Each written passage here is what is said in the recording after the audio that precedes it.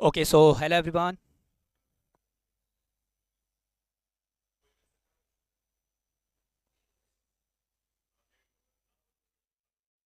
Okay, so hello everyone. Am I audible or visible? Tell me, dear. Very good. Okay, Jannat Jain is here. Okay, hello dear. Okay, class में enter. Okay, चलिए सभी students बेटा पहले एक बार like and share कर दीजिए ताकि सारे स्टूडेंट्स आ जाएं तो फिर हम हमारे सेशन को स्टार्ट करेंगे. आ रही आवाज़? आ रही? Okay, very good. एक बार लाइक एंड शेयर कर दीजिए बेटा, सारे स्टूडेंट्स हमारे जुड़ जाएंगे. और जैसा कि आप लोगों को पता है ना, हाँ अभी डिस्कस करते हैं सारी चीज़ें. पहले एक बार लाइक एंड शेयर कर दीजिए. Very good.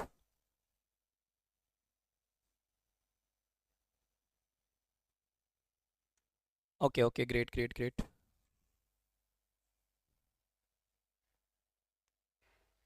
चलिए okay. So hello everyone, how are you dear? कैसे हो आप सभी? I hope my dear students all are very well. सभी बहुत अच्छे होंगे.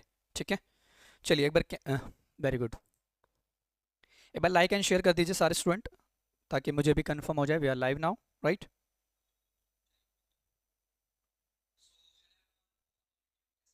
चलो परफेक्ट है आवाज़ तो. बेटा सारे स्टूडेंट्स को शेयर कर दीजिए, है ना?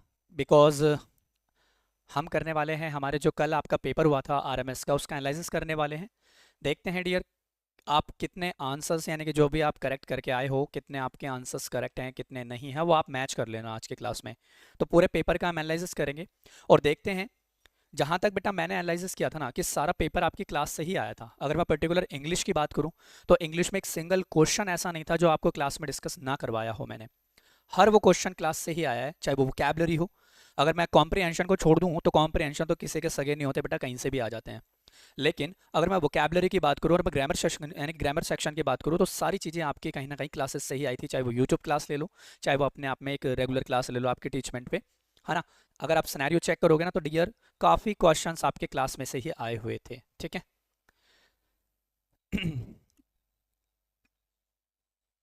अभी भाई स्टूडेंट कम है डियर. हैं क्या? ये इतने ही स्टूडेंट पेपर देने गए थे क्या, और कहाँ चले गए?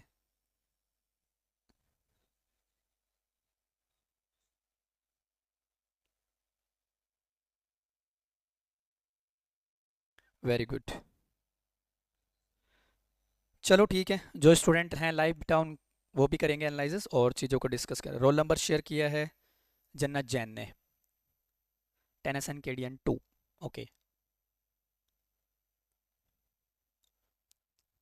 चलो ठीक है, कोई नहीं. प्रिंस यादव भी जुड़ चुके हैं हमारे साथ. Very good. तो ये बेसिकली बेटा नाइन्थ स्टैंडर्ड के जो पेपर आया था आपका जो, है ना, वो हम डिस्कस करेंगे. जो नाइन्थ के स्टूडेंट हैं, नाइन्थ स्टैंडर्ड की प्रिपरेशन कर रहे हैं, उनके लिए पेपर है. और आज हम एक बच्चे ने ये मेरे को पेपर भेजा था, ये हमारा सेट डी है. तो आप लोग सेट डी में मैच कर लेना. और जो भी आपका सेट रहा हो बेटा doesn't matter, but question same रहेंगे. बट उस क्वेश्चंस का जो सीक्वेंस है, नंबरिंग, वो आपको आगे पीछे देखने को मिलने वाली है. तो कोई वो इतना बड़ा इशू नहीं है, क्वेश्चंस आपके सेम ही रहने वाले हैं. ठीक है. प्रिंस कुमार सर सेट सी, आपका सेट सी था, कोई दिक्कत नहीं है बेटा. हम सेट यहाँ पर डी डिस्कस कर लेते हैं, आप मैच कर लीजिएगा. ठीक है. आप अपने क्वेश्चंस को मैच कर लीजिएगा कि आपके कितने सही हैं और कितने गलत है. और एट द लास्ट पे मैं आपसे पूछूंगा कि आप लोगों के कितने मार्क्स यहाँ पे आए हैं आउट ऑफ 50 में से. ठीक है. पंकज झा सेट सी कोई मैटर नहीं करता डियर, हम चाहे सी करें चाहे डी करें चाहे ए करें, है ना? क्वेश्चन आपके वही हैं सेम, बस क्वेश्चंस का जो सीक्वेंस है वो आगे पीछे होगा, बाकी सारी चीज़ें सेम है ना? तो वो इतना कोई बड़ा इशू नहीं है, आप यहाँ से भी मैच कर सकते हो. मेरे पास सेट डी आया था तो मैंने इसी का एनालिसिस करवाना स्टार्ट करता हूँ मैं. ठीक है. चलो करें स्टार्ट अप क्लास को. चलो पहला क्वेश्चन देखते हैं. तो देखो ये सेट डी है आरएमएस का, और ये जो आपका सिनेरियो है. ठीक है. तो ये चीज़ हम यहाँ से कंसिडर कर लेंगे. तो इसमें तो कुछ है नहीं ऐसा, है ना? चलिए अब बात करते हैं डियर यहाँ पे. पहला क्वेश्चन, भाई साहब पहला क्वेश्चन ही पैसेज का दे दिया. ये देखो, ये होता है एग्जामिनर थोड़ा सा शातिर, जब आपसे खेलने की कोशिश करेगा ना एग्जामिनर, तो फिर वो ये चीज़ें क्रिएट करता है कि पहला क्वेश्चन ही पैसेज का दे दो, बच्चों को उलझा दो. और अगर मैं बात करूँ ना डियर, तो पेपर का लेवल था इन द सेंस वो क्वेश्चंस जो आज तक नाइन्थ स्टैंडर्ड में एग्जामिनर ने नहीं पूछे थे, यानी कि पैराजम्बल्स के भी क्वेश्चंस पूछे थे जिनको पीक्यूआरएस बोलते हैं. जनरली वो क्वेश्चंस में माय स्टूडेंट्स अपने एनडीए एग्जाम्स में आते हैं और आरआईएमसी के एग्जाम में आते हैं, जो एक डिस्क्रिप्टिव एग्जाम होता है. लेकिन मैंने एक्सपेक्ट नहीं किया था कि इस एग्जाम में यानी कि आरएमएस के नाइन्थ स्टैंडर्ड में आएंगे. बट आ गया, देखते हैं। यानी कि कहने का मतलब यह है कि आपको एक आइडिया मिल गया कि आने वाले सालों में, अब अगले साल जब आपका आरएमएस का पेपर होगा उसमें पैराजम्बल्स के क्वेश्चंस आएंगे ही आएंगे, हैंस प्रूव इट। एग्जामिनर ने सीधा सीधा संकेत दिया आपको, ठीक है। तो चलिए कोई नहीं, ठीक है, करेंगे टैकल। तो पैसेज को पढ़ते हैं पहले। तो कहता है डायरेक्शन है बेटा, यानी कि 1 से 6 नंबर जो क्वेश्चन है वो पैसेज के। कहता है read the following passage carefully and answer the questions given below and the certain words or group of words are given in bold type to help you locate them while answering some of the questions। यानी कि कुछ words इसमें दे रखे होंगे जो bold में होंगे, उनको आपका मतलब बताना होगा, और कुछ questions यहाँ पे given होंगे। देखो डियर, सिंपल सी बात है यहाँ पे। कहता है it is said that refers is dismal. अब देखो एक वर्ड तो यहाँ पे यही छुपा हुआ है हमारा, कहीं ना कहीं ये वोकैब का बन जाएगा आगे चल के, क्योंकि देखो बोल्ड वर्ड उसने पहले ही कह रखा है कि एक ना एक वर्ड मैं बोल्ड में दूंगा और उसका आपको आइडेंटिफाई करना ही होगा, ठीक है। तो ये चीज होगा यहाँ से। अब कहता है fail of standard everywhere full stop the leaders who are not equal to the task misguide their followers the remedy end of the malady that effects of the political economic and the social practice lies in the human individual. कहता है what is needed is a change in the nature for what that we should read great classic the literature being about the change of the better full stop it improves the quality of human beings, great looks give great thoughts, है ना, और broaden of the outlook and awaken our souls, they also provide a moral base at the lack of discipline। lack of discipline का मतलब होता है कि उसने बिल्कुल ही डिसिप्लिन वहां पे क्रिएट ना किया हो, ठीक है। फिर कहता है माय डियर स्टूडेंट्स, वो ये चीज कह दी इसने, हाँ। फिर कहता है एनिमिस, ये देखो एक वर्ड ये रहा, यानी कि एक वर्ड यहाँ पे ये रहा, और दूसरा वर्ड कहीं ना कहीं ये एक वोकैब का बन सकता है आपका, वो तो देखेंगे पैसेज में। Inimical to civilised values and there are various kinds of books, है ना, सम अर्ज इन द और instruct while others evaluate and the nature the first kind of books destroy our ego and give us joy, ठीक है। फिर वो चीज ये कहता है बेटा now joy is different from pleasure, यानी कि जो उनकी खुशी जाहिर करने का तरीका वो थोड़ा सा कैजुअल है, डिफरेंस है ना। फिर वो कहता है क्या है यहाँ पे कि the books that give joy यानी कि content emotions and thoughts recollected in the tranquil यानी कि trans quantity and the only a scene can produce such contract with the mastermind of the past. फिर कहता है दे पास्ड, अब देखो यहाँ पे ये पास्ट को डिनोट कर रहा है, on to us our traditionals, but following our tradition does not mean blindly following what our the forefathers did or believed. We must adapt and bring क्या modifications, however the individual contributions are यानी कि largely determined by the pressure brought upon us to bear new problems of the new era। यानी कि एक समय की यहाँ पे बात की गई है कि उस चीज में, यानी कि एक इरा, एक जो भी हम कंसिडर कर सकते हैं उसमें क्या चीजों को उन्होंने ऑब्जर्व किया था, तो ये चीज वहां पे वो कंसिडर कर रहा है पैसेज में। और थोड़ा सा पढ़ लेते हैं। कहता है there are 3 clearly marked the feature of the ages which we live, they are the scientific and the technological revolutions and the liberations of the dependent countries। जो अपने आप में डिपेंडेंट कंट्रीज होते हैं वो अपने आप में किसी पे, है ना, डिपेंड होते हैं किसी चीज पे, जैसे Asia and Africa are the growing, है ना, unity of the world. We should read books which track the history of the above mention 3 languages। book build bridge between countries, that is they bring us together, they promote understanding and love and remove यानी कि suspicions and the fear and hatred, यानी कि उनको नफरत की भावना वहां पे फिर पैदा होने लग गई थी, ठीक है। अब यहाँ पे, हाँ, अब यहाँ पे देखो एक और सिनेरियो यहाँ पे ये क्रिएट हो रहा है। अब देखो लास्ट पैराग्राफ में क्या कहना चाहता है पैसेज में, ये चीज देखना।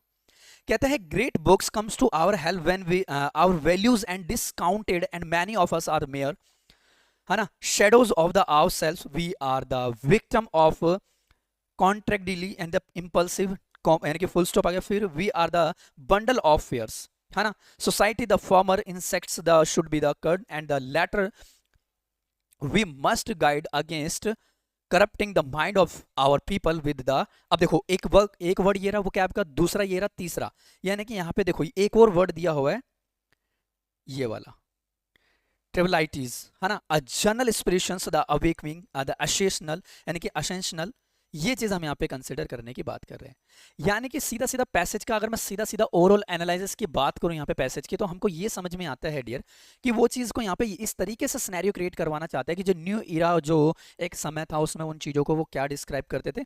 यानी कि कहने का तात्पर्य ये कि ये जो पैसेज है, मैंने आपको 4 टाइप के पैसेज बताए थे, यानी कि बहुत सारे टाइप्स होते हैं। जनरली एग्जामिनर कौन सा टाइप पूछ सकता है, तो ये अपने आप में माय डियर स्टूडेंट्स एक पैसेज है, अपने आप में एक हिस्ट्री बेस्ड पैसेज है ना, जो अपने आप में कहीं ना कहीं हिस्ट्री को क्रिएट करता है। अब देखो इसमें बेस्ड पहला क्वेश्चन क्या कहता है, देखो अब देखो यहाँ पे एक वर्ड मिल गया ना पहले, ट्राइवलिटीज क्या मतलब क्या होता है, पहला ही क्वेश्चन उसने वोकैब का पूछ लिया। कहता है choose the word that is opposite in the meaning of the word given in bold. यानी कि वोकैब का एक जनरली क्वेश्चन पूछ लिया, इसका आपको बताना है अपोजिट वर्ड क्या होता है। ठीक है, अब देखो माय डियर स्टूडेंट्स, अगर देखो एक सिंपल सा लॉजिक है, मैंने आपको पहले ही बताया था, अगर आप एक वन टाइम पैसेज को अच्छे से रीड कर लेते हो ना, दोबारा पैसेज को रीड करने की नीड नहीं है। क्यों? क्योंकि समय इतना होता नहीं है। कहता है देखो tribalities a general expression awaking the ascensional, है ना, यानी कि वो चीजें बहुत ज्यादा जरूरी थी। इसका मतलब होता है बेटा नॉट, यानी कि अनइम्पोर्टेंट थिंग्स। ट्राइबलिटीज का मतलब होता है अनइम्पोर्टेंट थिंग्स, जो हमारे लिए कोई इंपॉर्टेंस नहीं रखती। अगर मैं उसको अपोजिट मीनिंग कन्वे कर दूं तो कहीं ना कहीं असेंशनल ही तो मीनिंग निकलेगा, यानी कि इसका option number B will be the correct answer.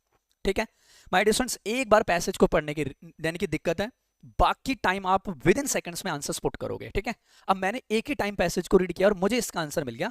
ट्राइबलिटीज का मतलब होता है बेटा असेंशनल, इसका मतलब होता है अनइंपॉर्टेंट थिंग्स, और इसका मतलब होता है असेंशनल। जैसे कि जब अपने 2020 में कोविड-19 आया था तो उन्हीं गाड़ियों को अलाउ किया गया था, जैसे कि जो बहुत ज्यादा हमें असेंशनल चीजें हैं, यानी कि बहुत ज्यादा जरूरतें हैं उनकी, उनको हम ज्यादा प्रायोरिटी देते हैं। तो वहां पे इन मीनिंग को यहाँ पे कंसिडर कर लेंगे।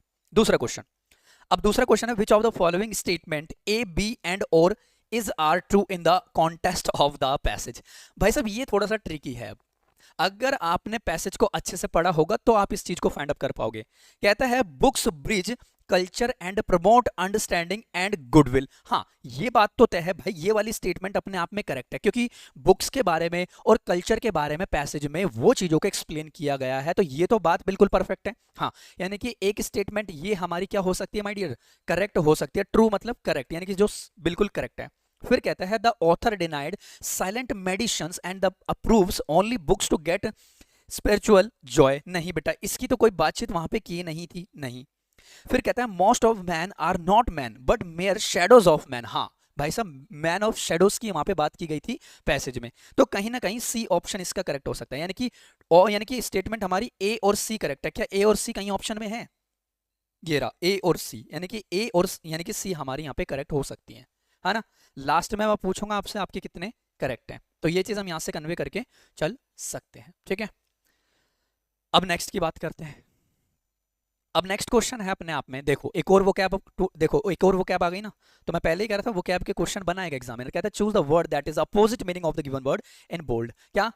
इनिमिकल। अब इसका मतलब क्या होता है आपको ये चीज यहाँ पे बतानी है। ठीक है, इसका मतलब होता है डियर अपने आप में जो चीजों को हम कैसे ना कि जैसे कि है ना, जैसे कि आपने सुना ही होगा, जैसे हम यहाँ पे कंसिडर कर देते हैं, यानी कि आपने जब हम रियल लाइफ में भी इन चीजों को यूज करते हैं तो वहां भी ये चीजें कन्वर्ट होती हैं। ठीक है, इसका मतलब होता है बेटा कंपैटिबल, जो अपने आप में कंपैटिबल थिंग्स होती है ना, उसको हम यहाँ से, यानी कि इसका अपोजिट मीनिंग यहाँ पे हमारा कन्वर्ट होता है। तो बच्चे ने देखो यहाँ पे ये लगाया होगा तो ये गलत होगा, एक्स्ट्रा वेकेंड नहीं होगा, ऑब्जर्व्ड नहीं होता है, compatible will be the correct.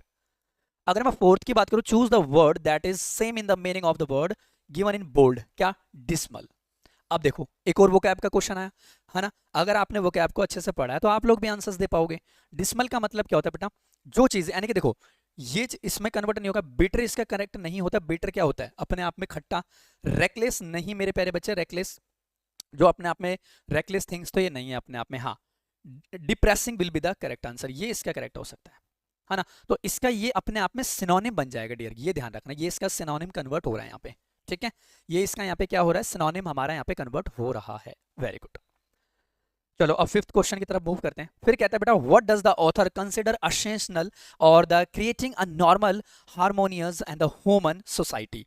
अब यहाँ पे ये चीज की बात कर रहा है। अब इसका मतलब यानी कि चार ऑप्शंस, फिर से वो स्टेटमेंट ये देख रहा है कि कौन सी स्टेटमेंट यहाँ पे हमारी परफेक्ट हो सकती है ना। तो सिंपल सा लॉजिक है डियर यहाँ पे कि कहता है कि we should control our emotions of fear. हाँ बिल्कुल इस चीज की बात हुई है पैसेज में, ग्रीड की बात होती है ना, सस्पियन की बात होती है और जेलिसी की बात हुई है, बिल्कुल, तो ये अपने आप में करेक्ट हो सकती है।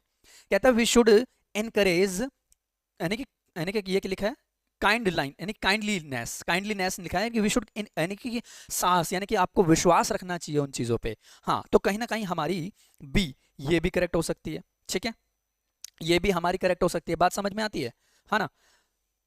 और कहता है फिर we should not engage our mind, नहीं ये तो बेटा इसका जिक्र ही नहीं है, देयर शुड बी जनरल, नहीं इसका भी कोई जिक्र नहीं है, मतलब कि option number A will be the correct answer, A और बी यहाँ पे करेक्ट हो जाएगी, ये भी नहीं है, ये भी नहीं है, ये भी नहीं है, ठीक है। तो बात ये सिंपल बेटा, पैसेज मैं तो 9th वालों के ही सेंटर पे गया था, एक दो बच्चों ने यही कहा था कि सर समय नहीं बच पाया, थोड़ा सा टाइम कम पड़ गया, टाइम इसीलिए कम पड़ गया माय डियर क्योंकि पैसेज इतना भयंकर पूछ रखा है आपसे, है ना। काफी बच्चे तो देख के डर गए होंगे, और एक क्वेश्चन और डराएगा इसमें भी, देखना मैं बताऊंगा वो कौन सा क्वेश्चन है। तो समय बचाना है हमें, वन टाइम पैसेज को रीड करना, बात ही खत्म। काफी बच्चे ना बार बार रिपीट कर देते पैसेज को, उसमें समय ज्यादा खप हो जाता है फिर हमारा, ठीक है। चलो नेक्स्ट, अब क्वेश्चन है अपने आप में, ध्यान से समझना, अब क्वेश्चन है अपने आप में, देखो अब नेक्स्ट क्वेश्चन अपने आप में कहता है how can the nature of the individual to change according to the passage, यानी कि पैसेज के अकॉर्डिंग उसका जो इंडिविजुअल नेचर है वो कैसा चेंज हो रहा था, ये चीज अब आपको यहाँ पे बतानी है। तो वो ये कह रहा है भाई डियर कि if he reads great books his outlook, हाँ बिल्कुल सही है बात, we will board our physiological health, हाँ improve, and he will good moral the contentment and the contempt and the, ये हाँ बिल्कुल सही बात है, पहला ही ऑप्शन यहाँ पे करेक्ट हो जाएगा। अब देखो बेटा फिजिकल हेल्थ यानी कि साइकोलॉजिकल हेल्थ की वहां पे बात नहीं की गई हुई, हाँ अब देखो इनकी तो बात ही नहीं की हुई, अगर आपने पैसेज को अच्छे से पढ़ा होगा ना तो आपको देखते ही आंसर मिल जाएगा, है ना। आप लोगों को फिर देखते ही आंसर मिल जाएगा, वहां पे उसकी टेंशन ही नहीं होनी चाहिए थी, देखते ही आंसर मिल जाएगा आपको, ठीक है। तो ये चीज आपके माइंड में होनी चाहिए। अब बात करते हैं आगे, ठीक है, नेक्स्ट। अगर मैं नेक्स्ट की बात करूं, 7th क्वेश्चन, क्वेश्चन नंबर 7 क्या कहता है, देखो ध्यान से समझो। कहता है a sentence is broken into 4 parts A B C D, mark the part that has an error, ये नहीं कि ये अपने आप में एक एरर डिटेक्शन का क्वेश्चन हो जाएगा, है ना। ये अपने आप में क्या है डियर, एक एरर डिटेक्शन का क्वेश्चन है। अब एरर निकाल दो, कौन से सेंटेंस में एरर है, 4 ऑप्शंस आपको यहाँ पे दिए हुए हैं। कहता है अनलाइक अदर टर्टल्स, हाँ एक ये है। दूसरी बात है बेटा marine turtles breathe air and lays eggs, नहीं ये तो यानी कि यहाँ पे एंड ये हो सकता है, और नहीं ए ऑप्शन ही इसमें यहाँ पे करेक्ट है, ए ऑप्शन ही है यहाँ पे करेक्ट है बेटा, है ना। लाइक नहीं होता, लाइक होना चाहिए था, या तो फिर वहां पे उन चीजों को हम कंसिडर करके चल सकते हैं, तो यहाँ पे हमारा ए पार्ट में ही एरर हो जाएगा। तो 4 ऑप्शन यहाँ पे हमें दिए हुए हैं, ठीक है।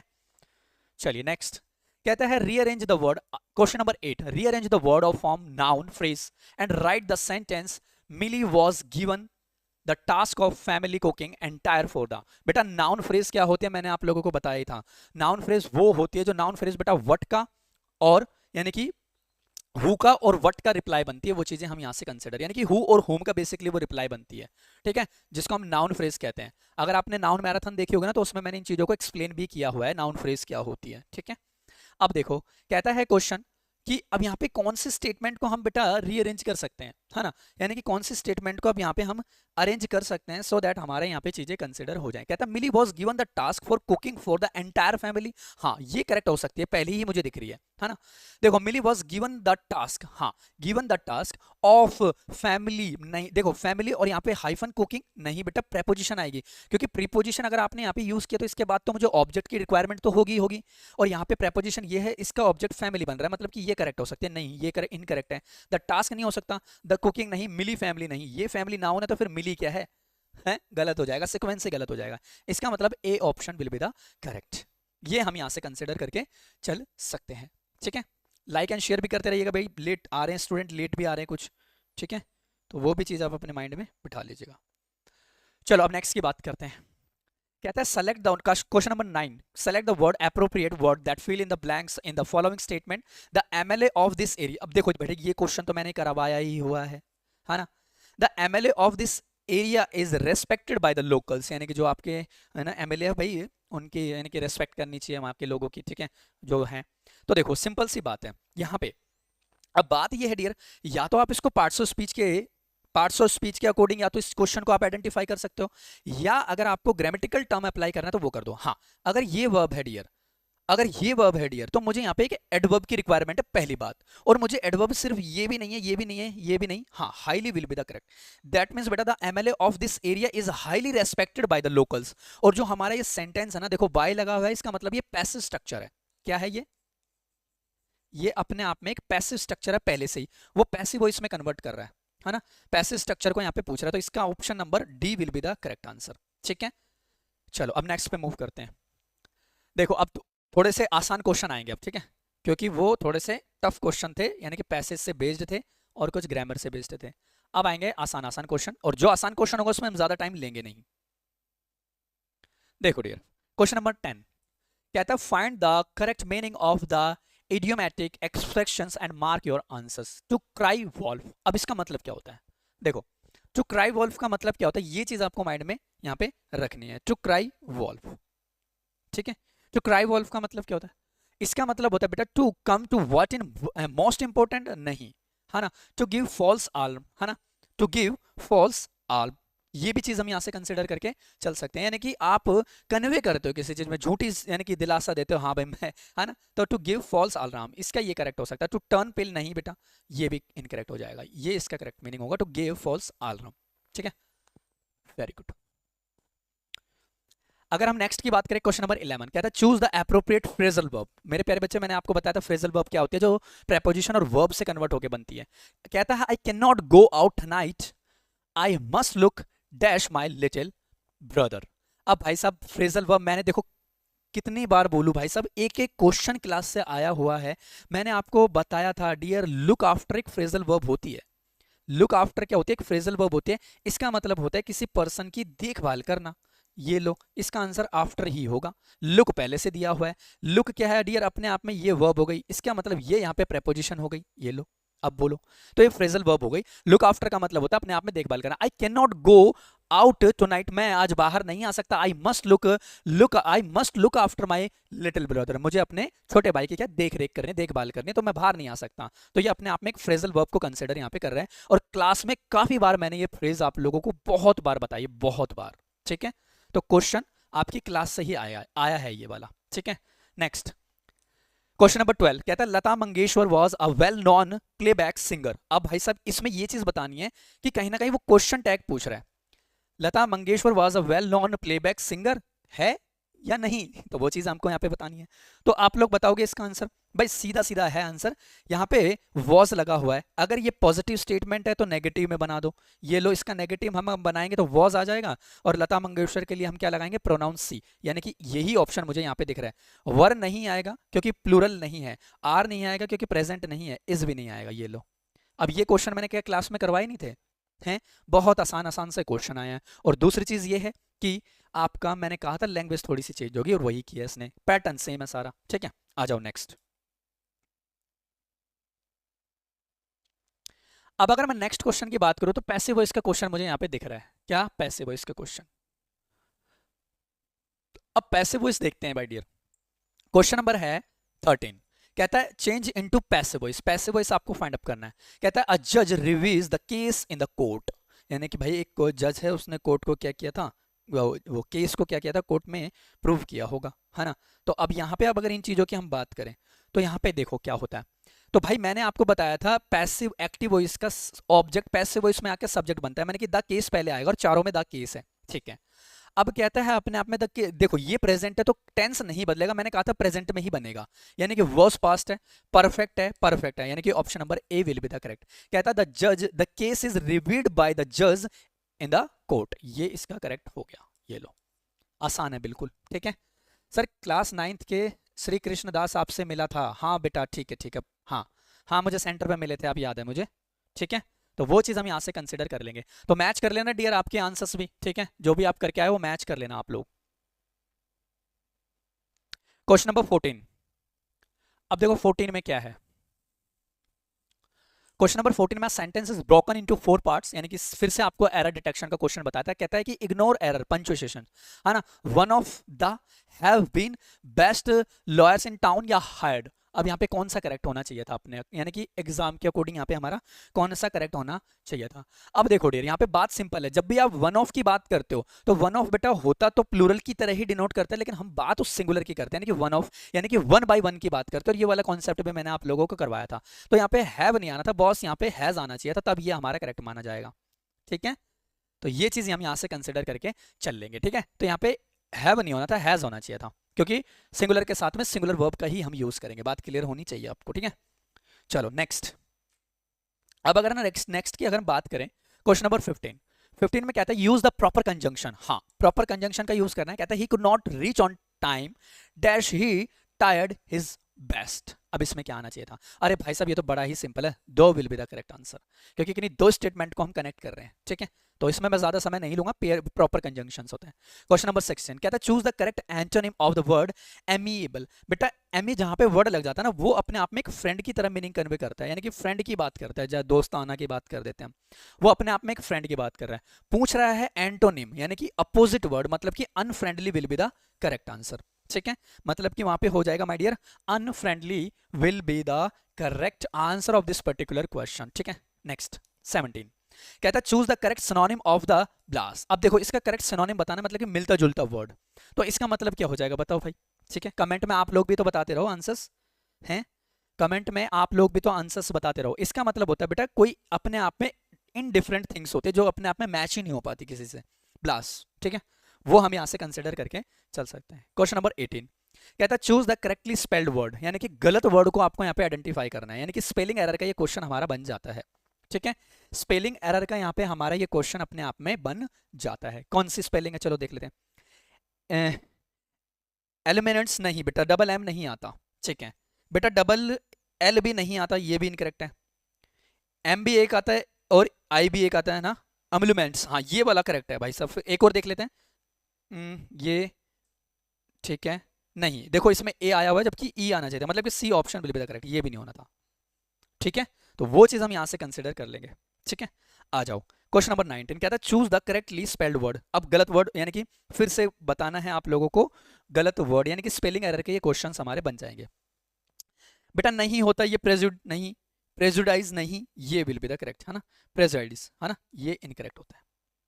तो ये अपने आप में करेक्ट इनकरेक्ट होते हैं, मतलब कि करेक्ट स्पेलिंग यहाँ पे C option will be the correct, ये यहाँ पे हम कंसिडर कर लेंगे। नेक्स्ट, अब अगर हम नेक्स्ट की बात करें ध्यान से, अरे भाई साहब ये लो भाई, सीधा क्लास से उठ के आया ये क्वेश्चन। असेट्स बेटा कितनी बार क्लास में करवाया था सोचो, यूट्यूब की भी क्लास पे है, टीचमेंट की भी क्लास पे है। एसेट्स का क्या होता है? लाइबिलिटीज। और सीधा क्वेश्चन आया, एक सिंगल वर्ड बेटा डिफरेंस नहीं है, एक सिंगल वर्ड मैंने करवाया था आपको। असेट्स का क्या होता है? लाइबिलिटी, यानी कि liability will be the correct. अब बोलो और क्या चाहिए? क्या आप ईमानदारी से बताओ, क्या मैंने क्लास में नहीं करवाया था असेट्स? है ना, बिल्कुल करवाया था। और इससे पहले 3 क्वेश्चन वो भी करवाए थे जो आपके डायरेक्ट एग्जाम में आए हैं। ठीक है, अब बोलो, एक बच्चा कह रहा है 1000 बार करवाया था। हाँ तो बिल्कुल करवाया था डियर। असेट्स में जब भी प्रैक्टिस सेट्स कराता हूँ तो ये क्वेश्चन मैंने दिया है आपको कई बारी, और वही एग्जाम में सीधा उठ के आ गया। ठीक है, तो भाई साहब बिल्कुल आसान हो गया। तभी कहता हूँ क्लासेस को ज्वाइन किया करो, कुछ ना कुछ तो सीख के ही जाओगे, है ना। नेक्स्ट 21, अगर मैं 21 की बात करूं ध्यान से समझना। क्वेश्चन नंबर 21 में क्या है ध्यान से समझो। कहता है identify the model auxiliaries for the word will not. अब भाई विल नॉट की जो ऑक्सिलरी वर्ब क्या बनती है, जो मॉडल में फ्रेम होती है, जो अपने आप में क्या होती है, एक मॉडल में वो फ्रेम हो जाती है। और जब मॉडल में ही अपने आप में फ्रेम हो जाती है तो भाई सिंपल सा मतलब है बेटा, विल का क्या बनता है अपने आप में? कई बच्चे ये लगा देंगे वुड नॉट बनता है, जबकि ये नहीं होना था बेटा, वांट विल बी था। ये कॉन्ट्रास्ट बनता है इसका, है ना, वांट बनता है अपने आप में इसका। तो ये कंफ्यूज मत हो जाना आप लोग। ठीक है, वांट अपने आप में यहाँ पे बन जाता है। ठीक है, क्वेश्चन नंबर 22 देखो। अब कहता है choose the set of words of each blank that best fits the meaning of the sentence as a whole. कहता है if India is dash on protecting its resources, international business appears equally dash to safeguard its profit. अब इसका मतलब क्या है भाई? सब simple मतलब है कि इफ यहाँ पे अगर डिनोट हुआ है तो वो कंडीशन को सेटिस्फाई कर रहा है। पहली चीज वो अपने आप में कंडीशन को बता रहा है कि इंडिया में ये चीजें हैं, तो भाई इस तरीके से होनी चाहिए। अब ऑब्वियस सी बात है भाई, ये चीज जो बोली होगी वो अपने आप में पास्ट की फ्रीक्वेंसी को डिनोट करती होगी। ठीक है, वो चीज अपने आप में पास्ट की यहाँ पे बात की होगी, है ना। तो इसका मतलब यहाँ पे क्या हो जाएगा? हाँ, कि if India is bent on the, हाँ, और प्रोटेक्टिंग रिसोर्सेज इंटरनेशनल अफेयर्स, क्या किन्हीं चीजों यानी कि सेफ गार्ड प्रॉफिट, उन चीजों को उन्होंने डेटरमाइन किया होगा, डेटरमाइंड किया होगा, ठीक है। तो यहाँ पे हम कौन सा ऑप्शन दिख रहा है, हाँ ये रहा डेटरमाइंड, देखो यहाँ पे C option will be the correct, यानी कि उस चीज को बेटा डिफीट नहीं करते, स्टबन भी नहीं कर, कोई वीक थिंग्स थोड़ी ना वहां पे वो करोगे, अप्रोच नहीं किया होगा, किसी चीज को सेटल नहीं किया होगा, वहां पे बिजनेस की ट्रीटी थी, तो वो चीज हम यहाँ से कंसिडर करके चल सकते हैं। क्वेश्चन नंबर 23 कहता है choose the one word that can be substitute for the, अभी देखो वन वर्ड सब्स्टिट्यूशन का क्वेश्चन आ गया, अब ये आ गया अपने आप में एक वन वर्ड सब्स्टिट्यूशन का क्वेश्चन। अब देखो डियर सिंपल सी बात है बेटा, a speech made without preparation, अब देखो ये भी क्वेश्चन मैंने करवाया था, जब हम एक स्पीच देते हैं विदाउट प्रिपरेशन पे, है ना, तो क्या होता है बेटा, ये लो extempore will be the correct, ये भी तो क्लास में कई बारी मैंने करवाया है, ये भी क्वेश्चन मैंने कई बारी करवाया बेटा, डिबेट नहीं करेंगे, किसी से प्रिपेयर्ड नहीं करेंगे, ये थोड़ी ना है कि आपको इसकी स्पीच बोलनी है और उससे पहले आप प्रिपेयर कर रहे हो उसको, नहीं पहले करो, ये भी नहीं हो सकता, ठीक है। 24 कहता find the correct word to complete sentence a dash of bees, अरे भाई साहब ये लो, आ स्वान ऑफ बीस, यानी कि मधुमक्खी का जो होता है ना, और ये अपने आप में माय डियर एक कलेक्टिव नाउन को रिप्रेजेंट कर रहा है, यानी कि ये कहीं ना कहीं एक नाउन टॉपिक का क्वेश्चन है, और ये भी आपका क्लास से ही आया है, क्लास में ही आया है, आने वाले समय में मैं बताऊंगा कौन सी क्लास से कौन सा क्वेश्चन आया आपका देखना, ठीक है। तो ये चीज हम यहाँ से कंसिडर कर लेंगे। क्वेश्चन नंबर 25 देखते हैं अब, देखो अगर मैं क्वेश्चन नंबर 25 की बात करूं, अब समझना इस चीज को,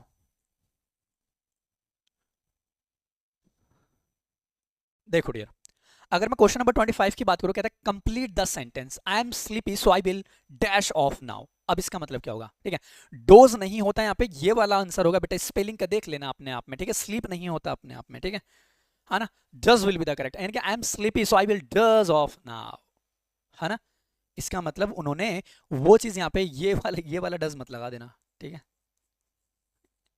कोई डोज नहीं दिया था उनको, कोई डोज नहीं दिया था, ये थोड़ी ना कि वो अगर सोना चाहते हैं तो उनको डोज दे दो एक नहीं, ठीक है, ये हम यहां से कंसीडर करके चल लेंगे। चलो नेक्स्ट 26, अगर मैं 26 की बात करूं तो 26 में क्या है, देखो कहता है change the sentence into direct speech. अब देखो मैंने आपको पहले ही बताया था माय डियर कि एग्जामिनर आपसे खेलेगा कैसे, कभी वो डायरेक्ट पूछ लेगा या आपको कंफ्यूज करेगा तो इनडायरेक्ट स्पीच दे देगा और बोलेगा आपसे डायरेक्ट फाइंड अप करो। अब डायरेक्ट वही बच्चा फाइंड अप करता है जिसकी ग्रामर में अच्छी खासी कमांड होगी, अब यहाँ पे डायरेक्ट स्पीच को वो फाइंड अप करवाने की उसने इनडायरेक्ट पहले से दी हुई है। अब देख लो कौन सी है, देखो rusty asked Steve if he heard him, यानी कि ये अपने आप में क्या है, इनडायरेक्ट स्पीच है, और इसकी डायरेक्ट क्या बननी चाहिए थी, इसका मतलब ये पास्ट है तो ऑब्वियस सी बात है फिर पास्ट में ही होनी चाहिए थी, ऑब्वियस सी बात है फिर वहां पे वो पास्ट की थिंक ही होनी चाहिए थी, यानी कि अगर ये पास्ट है तो फिर आपको प्रेजेंट को आइडेंटिफाई करना होगा क्योंकि वो तो पास्ट है। इसका मतलब अगर मैं कैन की बात करूं बेटा, मॉडल की कोई रिक्वायरमेंट नहीं है यहाँ पे, कुड भी नहीं, if he could hear him, कहता she Steve was asked by Rusty if he, नहीं बेटा ये भी नहीं हो सकता, मतलब option number A will be the correct, यानी कि ये जो है ना, ये है इसकी क्या है, एक डायरेक्ट स्पीच है, क्या है ये अपने आप में एक डायरेक्ट स्पीच है, और इस डायरेक्ट स्पीच की इनडायरेक्ट स्पीच ये रही जो बोल्ड लेटर में यहाँ पे लिखी गई है, ठीक है। तो यहाँ से हम इन चीजों को कन्वे कर लेंगे, यहाँ पे हम इन चीजों को कन्वे कर लेंगे, ठीक है, वेरी गुड प्रत्युष, ओके भाई साहब बड़े कम स्टूडेंट है, क्या बात है, हैं पेपर नहीं दिया क्या आप लोगों ने,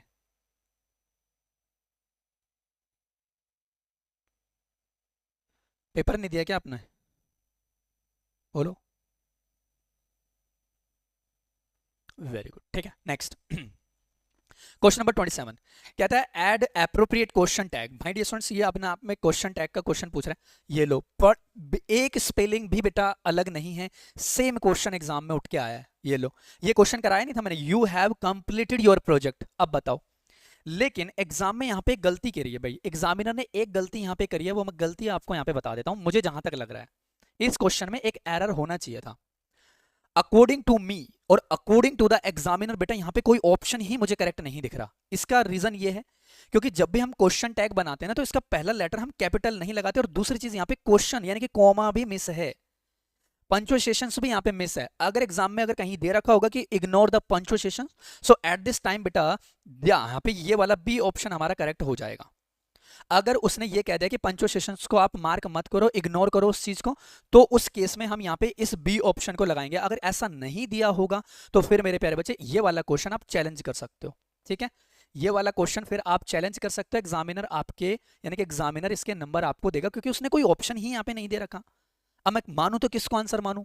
यहाँ पे बेटा कॉमा भी मिस है, दिक्कत हो जाएगी फिर तो मेरे अकॉर्डिंग यहाँ पे है ना, अगर पंक्चुएशन इग्नोर किया है, ध्यान से समझ लेना मेरी स्टेटमेंट, अगर उसने पंक्चुएशन जो होती हैं हमारी उनको इग्नोर किया है तो इस केस में बी ऑप्शन सही होगा। अदरवाइज यहां पे कोई ऑप्शन ही सही नहीं है, क्योंकि इसका जेन्युइन आंसर ये बनता है haven't I, sorry haven't you, हाँ ये बनेगा, ये ध्यान रख लेना बस। और सेम पैटर्न मैंने आप लोगों को एक क्लास में भी करवाया था और मैंने रीजन बताया था इसका। ठीक है, तो वेरी गुड, जिन्होंने बी लगाया देखते हैं मार्क्स मिल जाएंगे, अदरवाइज चैलेंज करेंगे इस क्वेश्चन को। ठीक है, चलो नेक्स्ट। अब बात करते हैं नेक्स्ट क्वेश्चन पे, और अगला क्वेश्चन है डियर अपने आप में,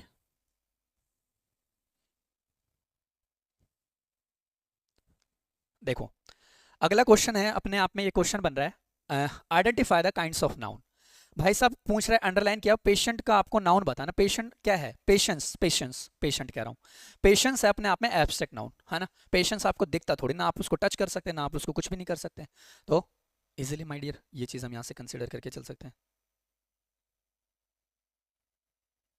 ठीक है, वेरी गुड, चलो नेक्स्ट क्वेश्चन नंबर 29 कहता है चूज द राइट इंटरजेक्शन। अब भाई साहब इंटरजेक्शन बताना। अब देखो बेटा मैंने आप लोगों को बताया था वी हैव, अब देखो ये वाला क्वेश्चन क्या क्लास में नहीं करवाया मैंने? Bravo we won the match, hurray we won the match, sudden expressions यानी कि फील ऑफ समथिंग, यानी कि hurray will be the correct, यानी कि hurray we have won the match या wow we won the match. तो यहाँ पे आप अपनी फीलिंग्स को एक्सप्रेस करने की कोशिश करो। अलास्ट सैडनेस के लिए आता है ओ नहीं, ये तो आप व्हाट्सएप में यूज करते होगे है ना, ये तो आप जब व्हाट्सएप चैटिंग करते हो ना उसमें बड़ा यूज होता होगा ये वाला वर्ड, मैंने देखा है कॉमन।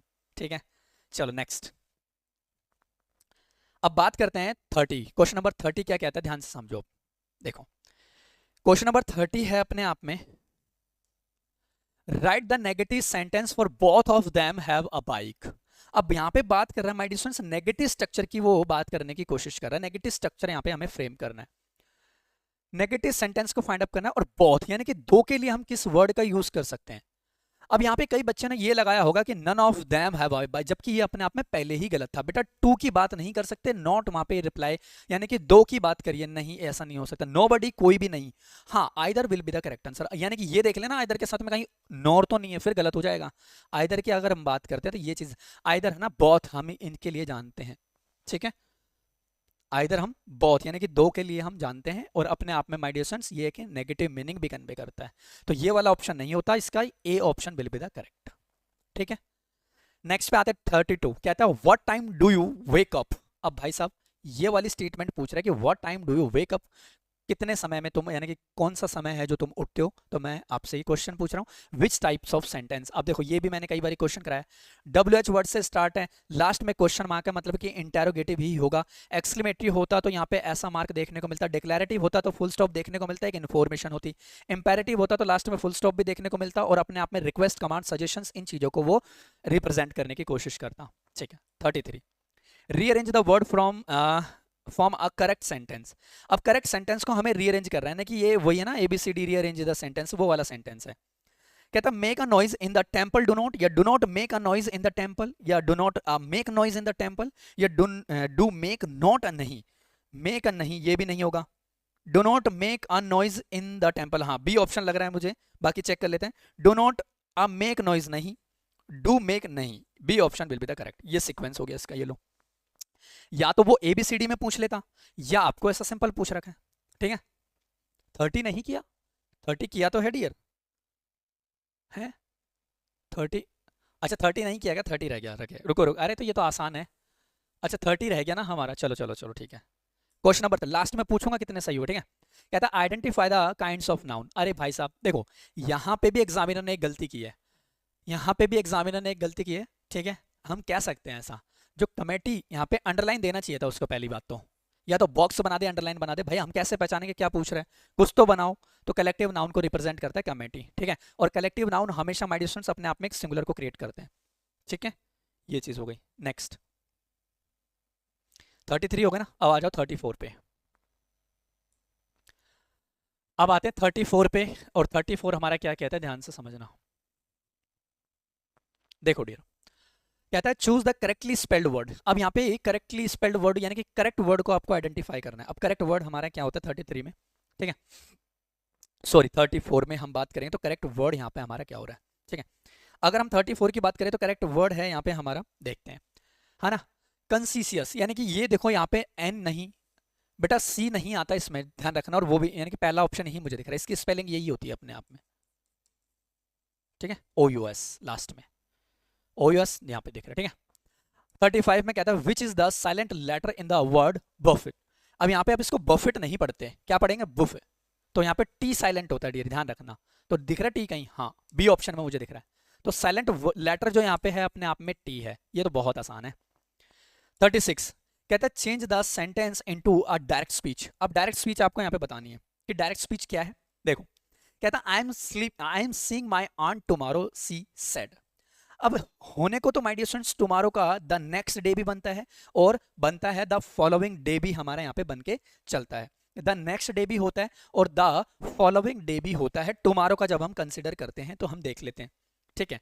अब देखो यहाँ पे माय डियर स्टूडेंट्स, ये प्रेजेंट की बात कर रहा है, ये फ्यूचर में बना रहा पहला कटा, ये भी फ्यूचर नहीं, हाँ ये प्रेजेंट है तो पास्ट में बनेगा, फिर वॉज लगेगा, ठीक है बिल्कुल, और टुमारो का क्या बन जाएगा, द फॉलोइंग डे, हाँ मतलब ये ऑप्शन करेक्ट है, और ये वॉन्ट्स प्रेजेंट में ही बना रखा, मतलब ये भी इनकरेक्ट, यानी कि C option will be correct, ये भी नहीं था, ये भी नहीं था, ठीक है। सो अपने आप में परफेक्ट हो गया, आसान है बिल्कुल।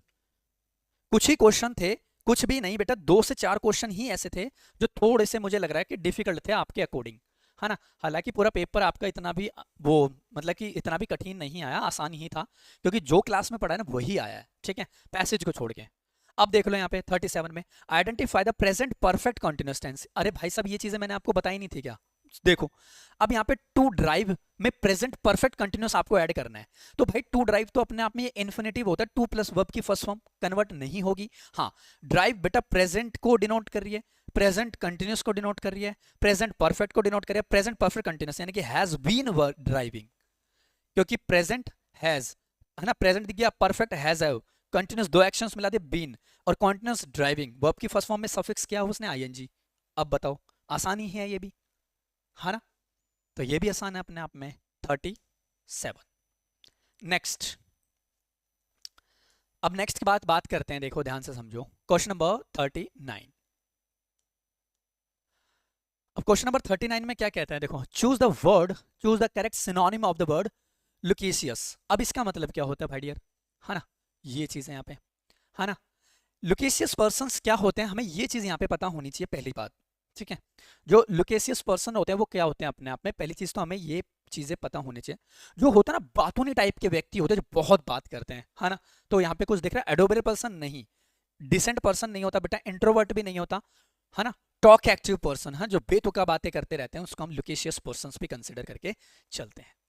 40 देख लो, a gathering in a church और temple etcetera for a religious ceremony. बेटा जो चर्च में और जो अपने आप में, है ना, टेम्पल में जो गैदर्ड होते हैं रिलीजियस के लिए, उसको क्या कहते हैं, तो उसको कहते हैं बेटा, है ना, कांग्रेगेशन, यानी कि कांग्रेशंस, ये चीज हम यहाँ पे कंसिडर करके चलते हैं, उस चीज को हम यहाँ पे कहते हैं कांग्रेशन, ठीक है। 41 देख लो, कहता है सेलेक्ट द रिलेटिव प्रोनाउन। अब देखो डियर, इसमें कई सारे तरीके हैं क्वेश्चंस को आइडेंटिफाई करने के। साउटेड क्या है, वर्ब है, चिल्ड्रन क्या है, नाउन है, नाउन को रिप्रेजेंट करूंगा तो प्रोनाउन आएगा, वर्ब से पहले मुझे यहाँ पे एक सब्जेक्ट की रिक्वायरमेंट है, हु ऑब्जेक्ट होता है, हुज नहीं होता, विच थिंग्स के लिए आता है, मतलब बचा क्या, हु, और हु अपने आप में यहाँ पे सब्जेक्ट भी है और अपने आप में ये एक रिलेटिव प्रोनाउन भी है, क्योंकि चीजों को रिलेट कर रहा था, चिल्ड्रन हु साउटेड, ठीक है।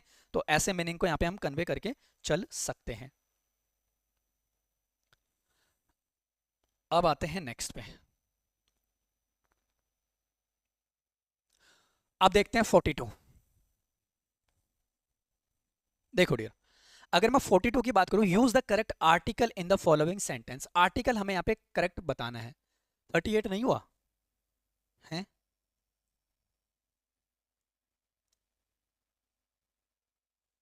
हाँ 38 रह गया, वेट वेट वेट वेट, 38 रह गया, ठीक है। अब देखो ब्रेड एंड बटर, ये भी मैंने आपको बताया था, है ना, 38 हमारा रह गया था ब्रेड एंड बटर। क्या था, find the word idiomatic expressions the mark your answers bread and butter, अब ब्रेड एंड बटर मतलब क्या होता है बेटा, यानी कि बचपन में बेटा लाइवलीहुड की हम बात करते हैं ना, ब्रेकफास्ट नहीं होता ये अपने आप में, कहीं आप सोच लो ब्रेड की बात हो रही है चलो ब्रेकफास्ट लगा देते हैं, नहीं, है ना। तो इसका होगा अ मीन्स ऑफ लाइवलीहुड, है ना, बचपन, बचपना। 39 बता ही दिया है ना, 40 बता ही दिया है, और बात करते हैं आगे। 41 हो गया है, हाँ 42 पे थे हम, ठीक है। 42 की अगर हम बात करते हैं, 42 में क्या है देखो, आप ध्यान से समझना। तो 42 में माय डियर स्टूडेंट्स आर्टिकल का एक भी क्वेश्चन टकराया नहीं था, तो अब हमसे आर्टिकल का क्वेश्चन भी टकरा गया। कहता है use the correct article in the following statement, कहता है शी इज एजुकेट। अब भाई साहब इसमें वोवेल और कॉन्सोनेंट का आप कॉन्सेप्ट लगा देना कि वोवेल है या कॉन्सोनेंट है, ठीक है, तो वो चीज यहाँ पे कंसिडर करें। एजुकेट मतलब यहाँ पे अगर हम इस मीनिंग की बात करें कि 42 में कौन कौन से आर्टिकल आने चाहिए थे, तो वो चीज हम यहाँ से कन्वे करके चलेंगे। इसका मतलब ये देखो, ई वोवेल साउंड है, मतलब कि एन आर्टिकल आना चाहिए था, मतलब कि द आर्टिकल नहीं आना चाहिए था पहली बात तो, और ए भी नहीं आना चाहिए था। दो ऑप्शन हमारे एलिमिनेट हो गए, स्मार्ट वर्क भी कर लिया करो, ठीक है। अब एन आ सकता है, ठीक है, या तो हमारा ए होगा या हमारा सी होगा। अब लैपटॉप है तो लैपटॉप से पहले तो बेटा ए आर्टिकल ही आना चाहिए था, वहां पे दा लगा मतलब ये कटा, ये लो आसान हो गया। एयरपोर्ट स्पेसिफिक है इसलिए दा आर्टिकल लगा दिया। एन ए दा, इट मींस बेटा she is an educated lady with a laptop at the airport, ठीक है। तो यहां से हम इस चीज को यहां पे कन्वर्ट करके चल सकते हैं। अब बात करते हैं 43। अगर मैं 43 की बात कर दूं तो कहता है identify the incorrect use of conjunction. भाई साहब इनकरेक्ट कंजंक्शन पोजीशन बतानी है इनकरेक्ट की, है ना। ये थोड़े से टाइम कंज्यूमिंग होते हैं, यहाँ पे थोड़ा सा टाइम लगता है आपको फाइंड अप करने में। कैसे देखो, अब ये कहता है बेटा यू मस्ट वर्क हार्ड, अगर आप अच्छी मेहनत करते हो you will not succeed in life you वो डोंट, है ना। अब यहाँ पे तो बेटा बात यहाँ पे सिंपल ये कर दी अपने आप में कि अगर आप हार्ड वर्क भी करते हो तो आप फेल भी हो जाओगे, मतलब कि ये तो इनकरेक्ट है पहली बात। You must hard work otherwise you will not succeed in life, ये भी मेरे प्यारे बच्चे मुझे इनकरेक्ट लग रही है। फिर कहता है you must work hard you will not succeed, भाई साहब ये भी इनकरेक्ट लग रही है, तो बच्चा क्या D, you must work hard but still you will not succeed in life है। क्या ये बन सकता है इसका 43 का? आप क्या लगा के आए थे, है ना। हाँ तो अकॉर्डिंग टू मी बेटा ये बन सकता है कि if you must work hard but still you will not succeed in life, ठीक है। तो ये इसका करेक्ट बन सकता है, क्योंकि देखो ना यहाँ पे, है ना, बट भी कंजंक्शन है ना, और ये चीजों को यहाँ पे स्पेसिफिक डिनोट किया हुआ है, यानी कि कंडीशंस होती हैं अपने आप में, है ना। यानी कि अपने आप में वो क्या होती हैं डियर, एक कंडीशंस होती हैं। होने को तो बेटा ये भी सही हो सकता था, क्योंकि इफ वहां पे कंडीशन लगा रखी है कि you must work hard you will not succeed in life if you don't, है ना, इफ यू डोंट।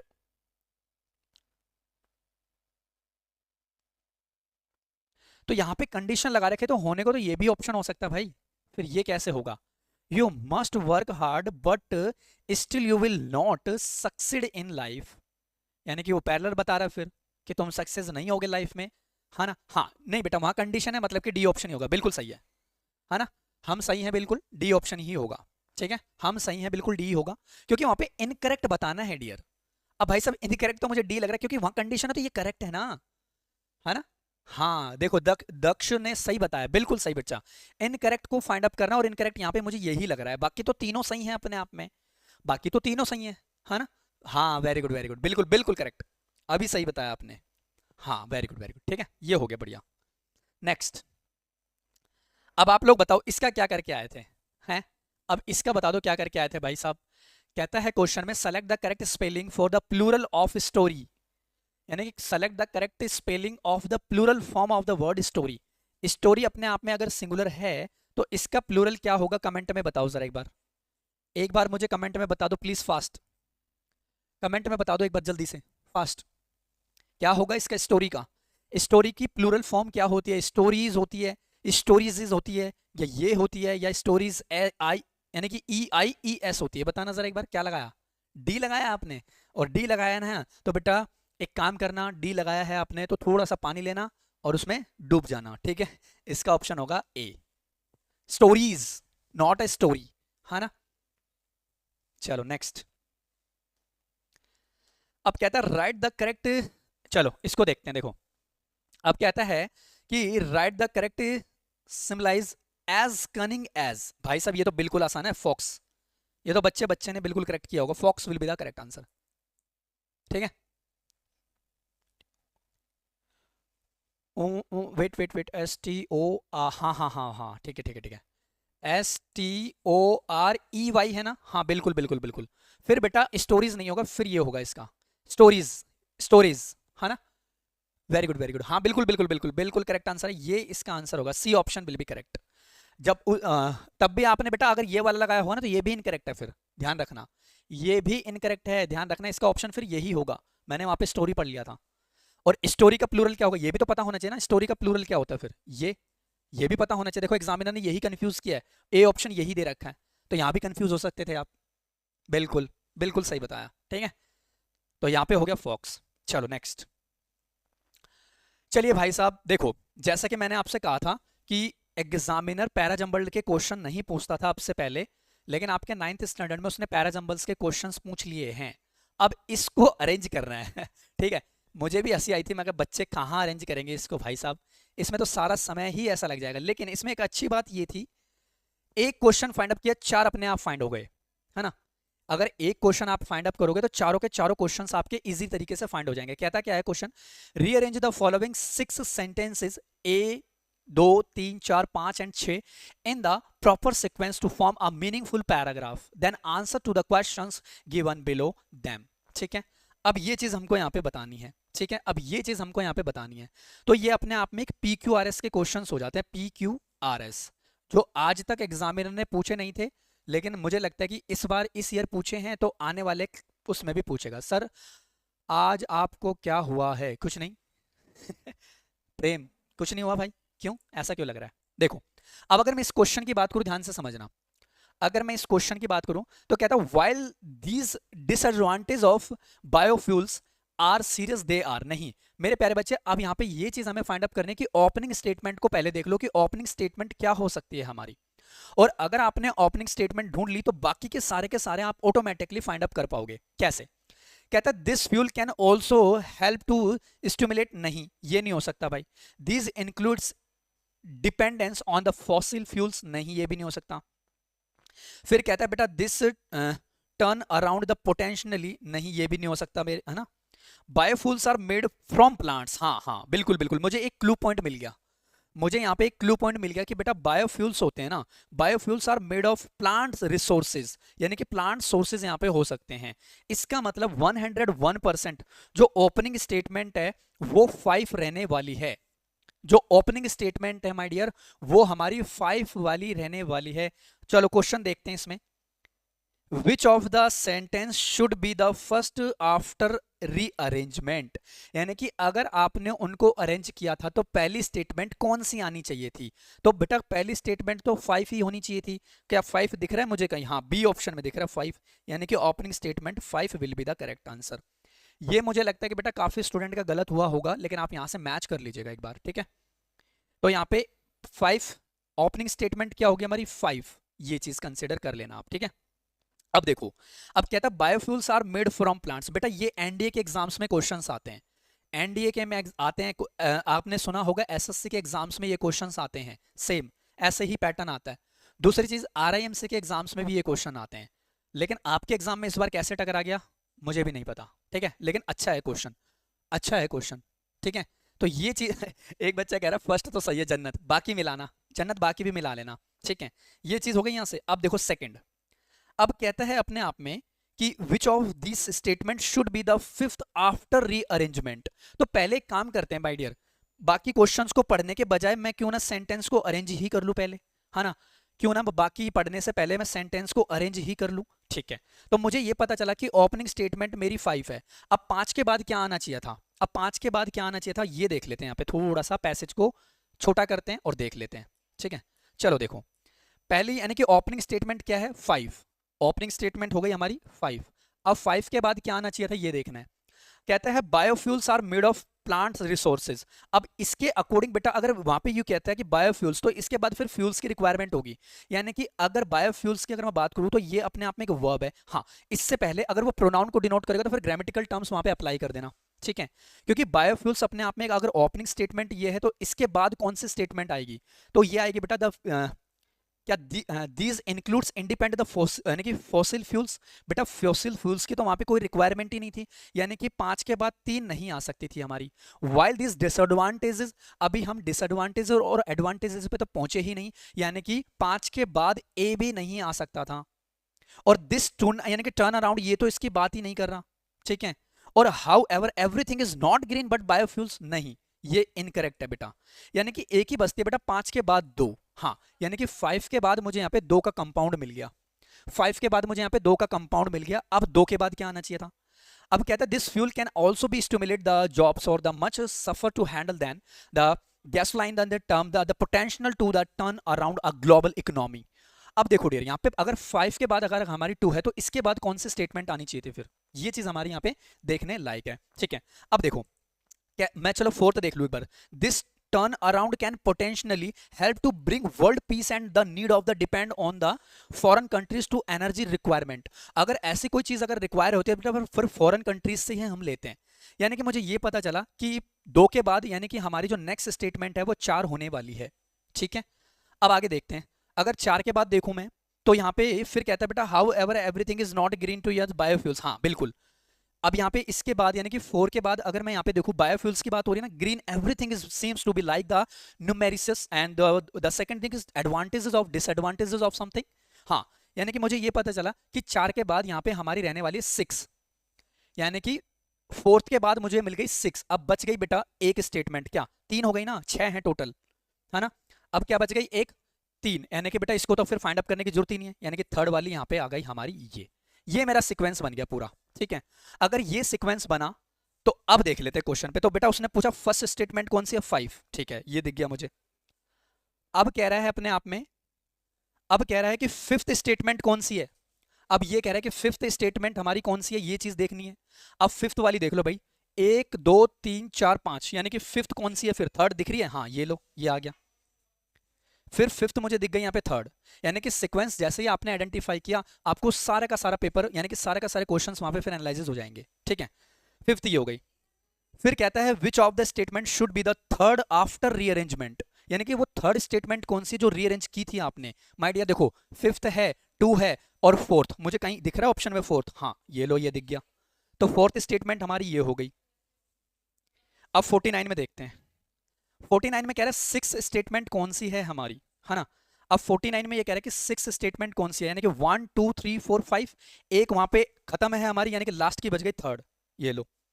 तो ये पैराजम्बल्स के क्वेश्चन है, ठीक है, ये पैराजम्बल्स के क्वेश्चन है डियर। तो 3rd स्टेटमेंट ये हो गई अपनी। अब कहता है which of the following the second after rearrangement. अब सेकंड कौन है आफ्टर द रीअरेंजमेंट? सेकंड, ये हो गई, ठीक है। यानी कि इसमें दिख रहा है option number 2 will be the correct. ये मेरे प्यारे बच्चे एक्सपेक्ट नहीं था, लेकिन आपके एग्जाम में ये क्वेश्चन भी आया हुआ है जिसको हम पैराजम्बल्स PQRS में कन्वर्ट करते हैं, ठीक है। तो सीक्वेंस आपको वहां पे फाइंड अप करना पड़ेगा, ठीक है। चलो एक बार कमेंट में बताओ अब आउट ऑफ 50 में से कितने सही हुए हैं। मुझे नहीं लगता बेटा ये तो बहुतों का गलत होगा, मुझे ही टफ लग रहा है इतना, तो आपको तो लगेगा ही, है ना। कमेंट करके बताओ। ये अनएक्सपेक्टेड क्वेश्चन था बिल्कुल ही,